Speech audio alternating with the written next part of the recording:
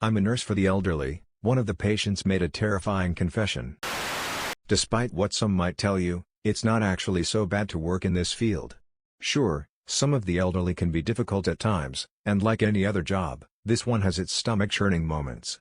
But most of them are sweethearts. All it takes is some compassion and patience to break through to them. So yeah, I mostly love this job. I wouldn't give it up if I could help it. The only part I don't like are the occasional confessions from some of the patients. They say that people can feel their ends nearing, and after a few years working this job, I've come to believe that. Some of them have no one else, no family or friends left, so they air their dirty laundry, so to say, in front of us nurses. Most of the time, it's pretty mild stuff. Old Gregory cheated on his wife in their 30s, Larry used to be into hardcore BDSM, Lisa stole from her company for a while. Stuff you don't necessarily expect, but that doesn't surprise you in hindsight. Other times, it borders on disturbing. Jenkins had a bar fight, and ran away, and to this day he's not sure if the other guy survived. Sasha had an abortion on her own, without telling her boyfriend at the time that she was even pregnant. Sierra abandoned her family, running away in the night to start a new life, and seeing the missing person posters ate her up inside. That's the kind of stuff that gets under my skin, but I can at least understand where they're coming from. I can sympathize, even if I don't condone their actions. But then, there are the monsters. The ones that have committed truly atrocious deeds, and their confessions keep me up at night. Julia, the sweetest old lady you'd ever meet, gaslit her husband into suicide to cash out his life insurance. Freddie helped burn an entire village back in the Vietnam War, basking in the flames, and the screams of the dying. Sally abused her child growing up, to the point it caused a myriad of developmental problems. Mind you, I haven't been there myself for all of those confessions. Us nurses tend to share, morbid as it might sound. Go ahead, and judge if you want, but we didn't ask for those burdens to be placed on our shoulders, and we'll seek relief wherever we can find it. Most of the time it's just innocent gossip, the "you won't believe what Gus used to do when he was young" type. Other times there are tears, and silent cries in the break room, stone-cold expressions, and a pressing atmosphere, not a hint of levity to go around, but such is life in this field. Most of us have learned to live with it, and those who couldn't walked away. I myself am in the first camp, and I don't think last night will change my mind. Anyway, I'm getting ahead of myself. You need some context in order to make heads or tails of this. It all started with Parker, so I should too. He's a bitter old man. No way to sugarcoat it. A tough nut to crack, rage, and hatred for everyone, and everything simmering under the surface at all times. He's the type of person that won't be satisfied until your parade is soaked to the bone in rain. He's been here since before I was hired, so the other nurses warned me about him from day one. God help you if you have to interact with him, he can ruin your entire week just by opening his mouth, they told me. I didn't take them seriously, thinking he couldn't be that bad. Spoiler alert, he was, but not in the ways you'd expect. He didn't get physically violent like some of the other elderly, he didn't fling shit and piss-soaked diapers at us, he flung words. But he knew how to make them cut, and cut deep. Our first interaction happened when I had to check up on him, and make sure he took his medicine. It was a nice evening, and I found old man Parker in his room, lounging in his recliner. He faced towards the windows, back to the door, and he didn't bother to turn around and look at me when I entered. "Good evening, Mr. Parker," I greeted. "Hey, fresh meat," he spat, a response laced with spite. I gritted my teeth, and tried to sound polite when I answered. "My name is Jessica." "But fresh meat," he interrupted me. "You won't last a month, so I won't bother learning your name. Now why are you here, fresh meat?" I told him why, and he pointed at the empty pill bottle on the nightstand next to him. Then he returned to staring out the window at the sunset without another word, so I took my leave. That was how the first 3 weeks went by. I went over to his room for this or that, he made some snide remarks to insult me, and I held my tongue. It was clear he didn't want anyone around, especially me. But I was never a quitter, and I wasn't about to bend the knee to some old fart with a vendetta against happiness itself. "You still here?" he asked on the 4th week when I passed by his room to change his bedding.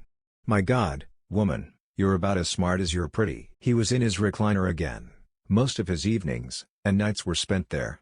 By day he'd be outside, or in the common area, terrorizing everyone he happened upon. But as soon as dusk approached, he'd retreat to his room, and peer out the window until he fell asleep in the recliner. I ignored his remark, approaching the bed with a fresh set of sheets and pillowcases. "What? Did you swallow your tongue? Forget how words work?" He kept pestering me. I took off the old sheet, and discarded it on the floor, even though it wasn't all that dirty. That wouldn't be a big surprise. Honestly, the only thing surprising me is that you learned to speak in the first place. Now, I don't recommend doing what I did. Reacting like I had. At that point, I should have thrown in the towel, and walked away. But I didn't. After 2 weeks of abuse like that on the daily, I snapped. I threw the fresh sheets haphazardly on the bed, and stomped over to his recliner. "Listen here, you shriveled up ballsack," I went off on him. "I don't know what your problem is, but I don't need this kind of treatment in my life. I'm not surprised that your family left you. With an attitude like that, I'd have dropped you at a care home first chance I got as well." I hurled insult after insult at him, digging deep to dredge out the nastiest side of me. Fully expecting Parker to go off on me in return, but instead he stood there, and took it all. With each colorful word leaving my mouth, the corners of his lips pulled a little further up, into a satisfied grin. I only stopped when I ran out of breath, and he waited a moment to make sure I was done. "What did you say your name was again?" he asked. "Jessica. Jessica," he repeated, letting each letter roll off his tongue. "Tell you what, I like you." And that was that. He returned to staring out the window, and I was able to carry out my work in peace. I regretted the outburst for a while, feared that it would somehow come back to bite me in the ass, and get me fired, but Parker didn't tell anyone. It was our little secret. Every day after that, he'd grin when he saw me. He still gave me lip, but it was different, more jovial. Not trying to insult me, and drive me away, just to tease me. But I could work with him without breaking down into tears afterwards, so I took my win. After a while, I started teasing him back. He'd call me his insult of the day, I called him mine, we'd laugh it off, and move on. What I'm trying to say is that we developed this weird bond, and I actually started having fun. I started looking forward to it. We didn't talk about anything else. I didn't know the first thing about him, and he didn't know the first thing about me, but in my eyes that only added to the charm. Life moved on, and before I noticed, I'd been working there for years. Rumors about Parker abounded, everyone had their theories and beliefs, but I couldn't confirm or deny any of them. The man was still as much of a mystery to me as he'd been on the first day. Then one day about a month ago, things started to change. He'd make less comments. He spent more and more time in his room, isolating from everyone. Parker had always been very self-sufficient for someone his age, but he started needing help with things, and I could see it killed him on the inside. I didn't mind, that was what I was getting paid for, but the man had his pride. He refused to be seen by a medic, and get treatment, so we all expected him to kick the bucket soon. A prospect that made most everyone in that care home happy, but I for one dreaded it. Even so, I knew better than to try, and talk to him about it. One evening, before I went home, I checked on him. Parker was in his usual spot in the recliner, drapes drawn aside, and window wide open. The sun was already gone, sunken below the horizon, painting it red as night creeped in. He didn't acknowledge my presence, not until I stopped next to him. "Hey, Jessica," he greeted, his voice a low rumble. I nearly went for a hey, fart bone, but the sound of my name, and the way that he said it gave me pause. For the first time in the many years I'd known him, he sounded serious for once. A pit of dread formed in my stomach. "Everything all right, Mr. Parker?" His lips curled at the corners, pulling his gaunt face into a smile. A dry, raspy chuckle left his throat, but he let my question linger in the air for a long moment. "Going home for the night?" he asked. "Yes. Could you stay just for a little while longer?" Of course. I knew what this meant. Parker felt his time was coming, and he wanted someone next to him. I leaned in to take his hand into mine, but a bastard will be a bastard to the very end. He slapped my hand away. So we stood there in awkward silence, watching the night settle outside. "You're the closest thing I have to a friend, Jessica," he said out of the blue. "The closest thing I have to a family." He let out another chuckle, but it sounded sad. God, I'm so pathetic. I put a hand on his shoulder, and this time he didn't slap it away. I had no idea what exactly to say. Parker wasn't one for sappy speeches. So in the end, I went with the truth. Blunt as it was, I figured he'd appreciate my honest opinion. "It's your fault for being a grumpy old fart. You could have had many friends here, so why? Do you have any plans tonight?" he asked, and I nodded a no. Then, "Can I answer your question with a story?" "Sure." He shifted in the recliner, biding his time as he searched for the right words. I'd seen it all before in others. They think themselves ready to open up until the time comes to actually do it. With a sigh, He resigned himself to the situation, and started speaking. Parker was born in a small town in the 1940s, right off the back of the Second World War. He had an older brother, and a father, neither of which he remembers. The first died of some disease as a child, and the second got drafted, and died overseas while Parker was still a baby. That left his mother alone to raise him, but they weren't the only ones struggling to make ends meet in that town. Most everyone else did too. Life back then was harsh, especially for isolated communities like theirs. But I had a decent enough childhood, Parker assured me. My mother did her best, working herself to the bone, and going hungry most nights to make sure I would. He took a short pause, prying his gaze away from the window to make eye contact with me. I could tell he was uncomfortable, dwelling on the past brought him a great deal of anguish. But he looked away from me after a long moment, back at the dark world outside, and continued speaking. Despite his mother's best efforts, his childhood was short-lived. Parker had to grow up fast, to become dependable, to help around the house, and find work. It wasn't that uncommon back then. Kids as young as 8 or 9 working shoulder to shoulder with the adults. We didn't have much of a choice. Things such as getting an education or waiting until they were adults, those were little more than pipe dreams. But luckily, Parker was big for someone his age. At only 10, he was taller, and stronger than his 15-year-old friends. He could handle his manual labor, and having an extra set of hands to go around, a second breadwinner, did wonders for their household. I still remember getting my first ever pay, he said with a sad smile. A small sum, but I was proud. Mother wanted me to spend it on myself, to get something nice, but I didn't. I bought a sack of flour for her to make bread out of, and I used the fabric to make myself a new pair of shorts. I'm so sorry, I stuttered. Yeah, me too. But time went on. Parker kept working throughout the years, living life one day at a time. Trouble was never far off, but he faced it head-on. The adults always tried to shortchange him for his work, and other kids tried to bully him out of his meager earnings regularly.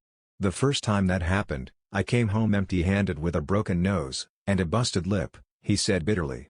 5 of them ganged up on me. It was a dog-eat-dog world back then.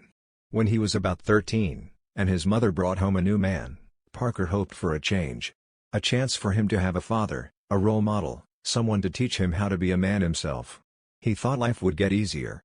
How wrong I was, he said.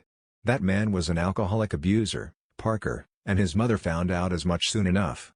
Her sooner than him, but he saw the signs. Even though he still worked, and brought his earnings home, food was suddenly in short supply. His mother always had bruises she tried to hide, and his stepfather was always drunk. When I returned home beaten up again by the older kids, I was hopeful for once. I thought he'd go out there, and do something about it. And he didn't? I asked with hesitation. Parker huffed. He beat me up as well for being a sissy, in his own words. It better not happen again, you hear me? He said that the next time I come home empty-handed, he'd show me real hell. Why didn't you run away? Or get the authorities involved? Run away? Where to? Parker answered. And the authorities didn't give a shit. He kept enduring the abuse, for the sake of his mother. Couldn't leave her all alone with his stepfather. But it escalated gradually. Soon enough, his stepfather would take Parker's money outright. Then he'd beat his mother out in the open. It wasn't long until he raised his hand at me on the regular, Parker said. But it kept my mother safe, so I endured it. On the nights I'd get beaten up, she was safe. And those nights only got more common as time went on. At first, Parker would get beaten up for stepping in, taking the place of his mother. Then he'd get beaten up for not bringing enough money home, then for no reason at all. At some point, I couldn't take it anymore. I snapped, Parker admitted. The other kids stole my money again, and I was afraid to go home that night. Afraid of what he'd do to me. So I ran off into the woods, looking for a place to sleep. And instead, I found this old well. Old well? I asked, not sure what it had to do with anything up to that point. Old well, Parker confirmed. You know, a hole in the ground for people to get drinking water. I know what a well is. At any rate, he found this old well. A dilapidated thing, long out of use, and in serious disrepair. Parker nearly fell down into it when he leaned over the edge to peer down. He threw a pebble into it, but it never landed. Then he tried spitting into it, and yelling down into the shaft. It echoed for a long time, much longer than it should have. Parker listened in awe as his own voice reverberated from the well for minutes on end, not getting any fainter. But aside, it gave him an idea. I didn't like the sound of that, I did end up returning home that night, Parker said. Found him beating up my mother since I wasn't there, and he chased me when he saw me. Parker led his stepfather out of the town, and into the woods. Farther away from civilization, deeper, and deeper between trees, until he heard the faint echo of the well still calling out. I hid nearby, and kept quiet, he said. Waited for him to find the well, and he did. He heard the echoes of my scream, and thought I fell down into the damn thing trying to hide. The asshole laughed about it. His stepfather approached the well, and leaned over the edge, still laughing. Did you learn your lesson yet, you damn bastard? Parker imitated him. Little did he know that I did, it just wasn't the lesson he wanted me to learn. Parker burst out from his hiding place while his stepfather was distracted, and ran up at him. All it took was a single push, he said grimly. A single push, and he tumbled over the edge. Fell into that abyss head first, screaming all the way to the bottom. From that day onward, the echo of his voice joined mine in the well. The authorities pretended to search for him for a few days, but no one truly gave a shit. He was just an alcoholic bastard, so everyone thought he'd gotten his comeuppance. That he died in a ditch somewhere, or he ran away in search of greener pastures, and other people to terrorize.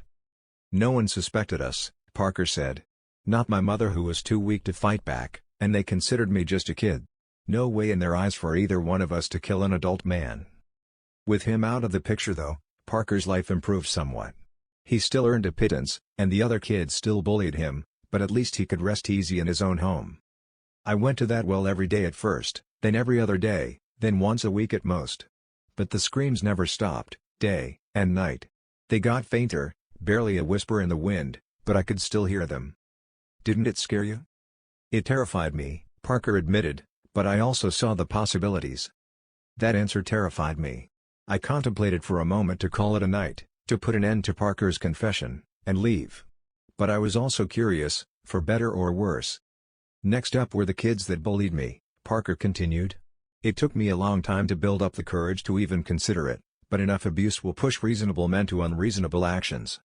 The gang was 5 members strong, their leader 19 years old, and the youngest about Parker's age. The rest were all in between.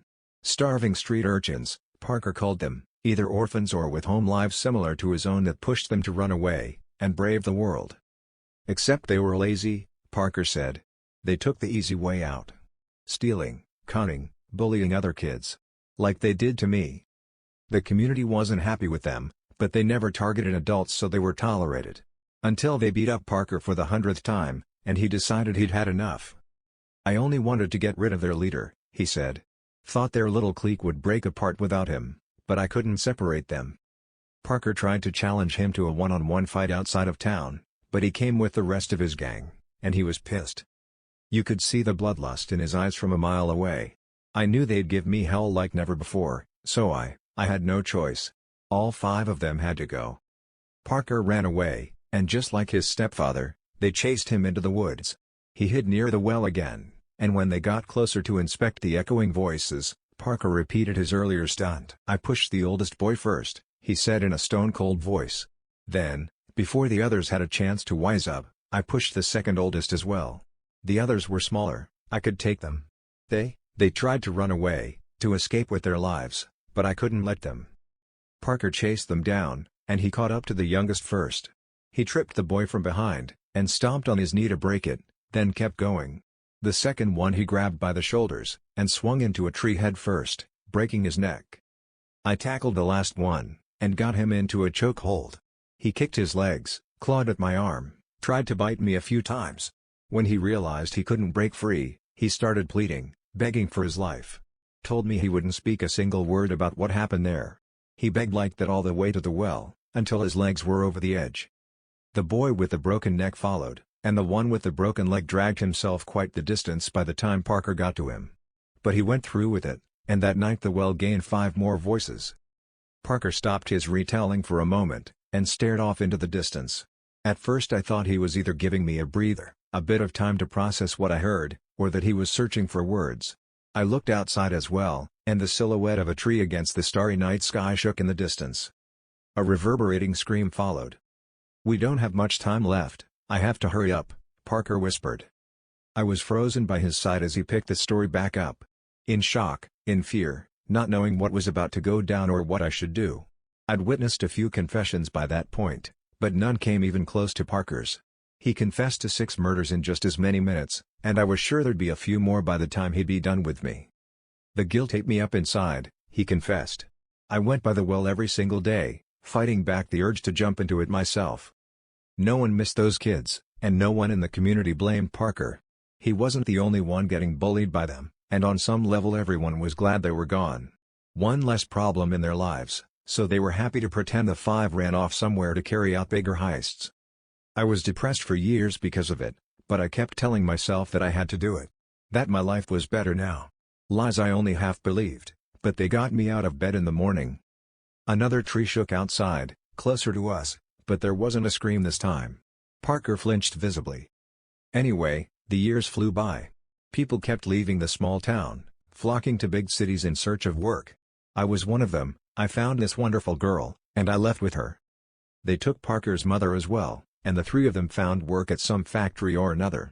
And for a few years, he thought he'd left the small town and his horrible deeds behind, until I started hearing screams in the night.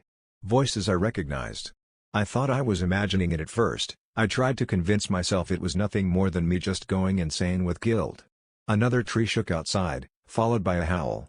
And let me guess, it was all too real. Parker nodded his head. My mother went missing one evening, and we never found her. The big city police took it a bit more seriously, but they couldn't dig up a single lead. No witnesses, no suspects, nothing. But Parker knew exactly where to find her, or what was left of her. After a long trip back to his hometown, and a trek through the woods, his worst fears were confirmed. His mother's voice joined the tortured chorus in the well. I broke down right then, and there. Cried in that forest by myself all night long. It was supposed to be me, not her. He returned home though, if only for the sake of his girlfriend, and soon-to-be wife. She was pregnant, they'd soon have their first child, and Parker wanted a better life for them than he'd had growing up.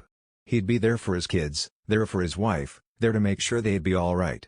They got married with little fanfare, few friends, and even fewer family members for a proper wedding, and their child was born a couple of months later.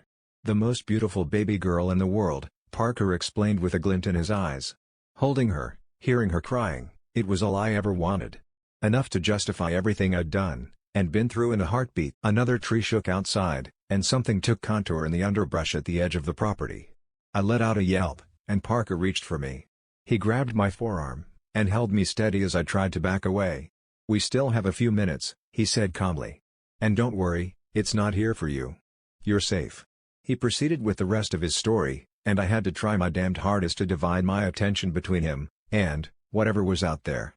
I treasured every moment with my wife and daughter, but you know how these things go. She grew up in a heartbeat. Before I realized it, she spoke her first words, took her first steps, moments I couldn't be prouder of as a father. The thing bellowed, a guttural sound that rattled my bones. Dying animal was my first thought, a coyote getting murdered or a fox going into heat. It took a step forward, into the faint circle of light surrounding the care home, and I saw a human face.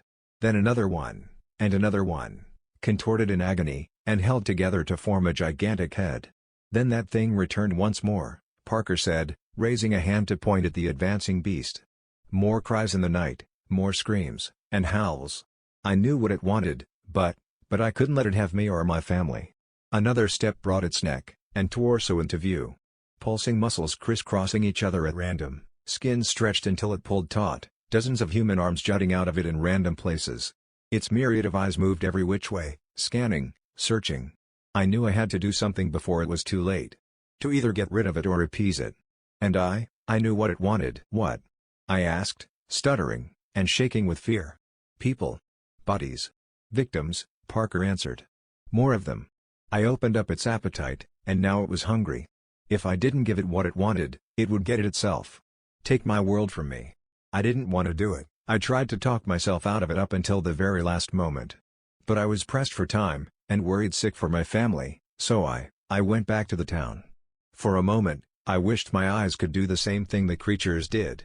I wanted to turn, and look at Parker, to see his face, but I didn't dare take my eyes off of it. Every last muscle in my body was clenched, holding me in place. I was barely able to breathe. It took another step forward, and all of those dead, beady eyes focused. Every last one of them pinned on the window, on the room, on me, And Parker? I kidnapped someone," Parker said, his voice fraying into a cry at the edges. "An older man living all by himself. I knew him, knew he'd been a widower for decades, and he knew me. He barely fought back as I tied and gagged him. I expected him to plead as well, like the kids had.